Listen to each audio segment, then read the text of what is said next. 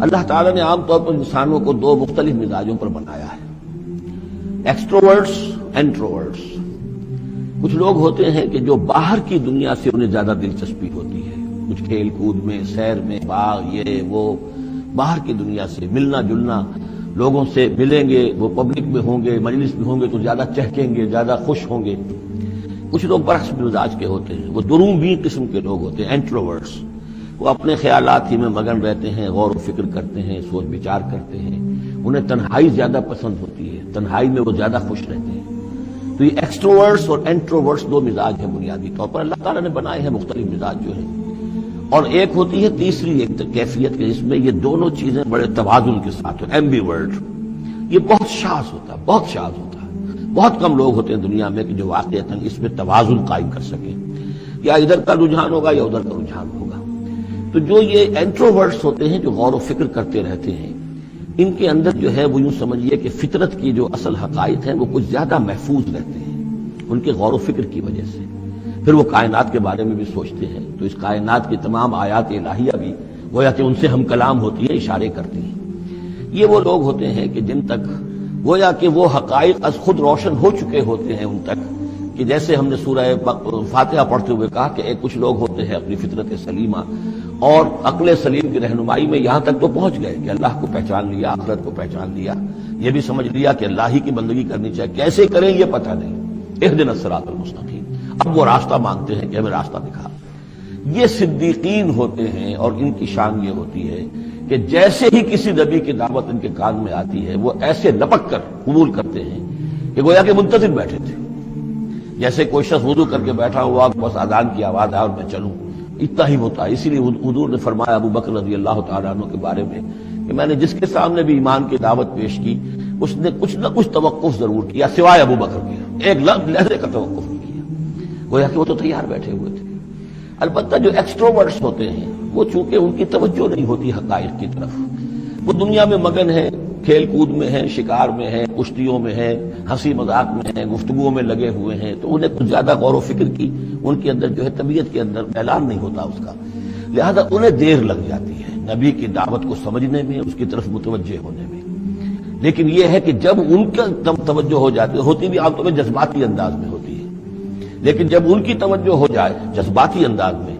تو پھر یہ ہے کہ وہ چونکہ ہوتے ہیں ایکٹیو زیادہ ہوتے ہیں، لہذا وہ اپنی فعالیت کی وجہ سے آگے نکل جاتے ہیں، بظاہر وہ صدیقین سے آگے نکل جائیں گے فعالیت کی وجہ سے، اس لیے کہ وہ فعال زیادہ ہے۔ اب اس کی مثال حضرت عمر ہے، حضرت حمزہ ہے رضی اللہ تعالی عنہما۔ 6 سال لگ گئے۔ حضرت عمر کے بارے میں تو آپ کہہ سکتے ہیں کہ سب کوئی گھرانہ مختلف تھا، وہ بنو عدی میں سے تھے، حضور بنو ہاشم میں سے تھے، لیکن حضرت حمزہ کو کیوں دیر لگ گئی؟ 6 سال سگے چچا ہیں، دودھ شریک بھائی ہیں، ساتھ کے کھیلے ہمجولی ہیں، نہایت محبت کرنے والے حضور سے، اور اسی کیفیت کے اندر وہ ایمان لائے کہ ایک روز آئے باہر سے، شکار کھیل کر آ رہے تھے، کئی دن باہر رہے تھے، واپس آئے تو ابھی گھر میں داخل نہیں ہوئے تھے، لونڈی نے کہا کہ آج تو ابو جہل نے بڑی گستاخی کی ہے آپ کے بھتیجے کے ساتھ۔ اب بس یہ سنتے ہی آگ بگولا ہو کر گئے ہیں، کمان جا کے ماری ابو جہل کے سر میں کہ تم نے یہ کیا ہے، اور اسی وقت کا اچھا میں اس پر ایمان لایا، آؤ کرو مقابلہ تم۔ یہ ان کے ایمان کا معاملہ۔ تو یہ حمزہ ہے، اس طرح حضرت عمر ہے، چلے تھے حضور کو قتل کرنے کے ارادے سے، لیکن اپنی بہن کے اندر جو دیکھی، اس کے اندر یہ کہاں سے اتنی استقامت آ گئی کہ بھائی جان چاہے آپ ہمیں قتل کر دیں، جان سے مار دیں، لیکن اب یہ جو دین ہم نے قبول کیا اس کو ہم چھوڑنے والے نہیں ہیں۔ بہنوئی کو تو مار مار کے لہو لہان کر دیا تھا سعید بن زید کو، بہن کو بھی مارا ہے، لیکن پھر اچانک بدل گئے۔ پھر وہی عمر جو ہے جو تلوار ننگی لے کے چلا تھا قتل کرنے کے ارادے سے، گردن میں تلوار حمائل کی وجہ سے غلام ہوتے ہیں، ان کے ہاں غلاموں کا رواج یہ تھا، ان کی تلواریں گردنوں میں حمائل ہوتی تھی، وہ آ رہا ہے وہ ایمان لا رہا ہے۔ تو یہ ہے شہداء،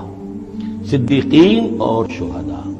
تو اب مزاج جو ہے انبیاء میں بھی آپ کو ملے گا، کچھ لوگوں کا مزاج شہداء سے مناسبت رکھتا ہے۔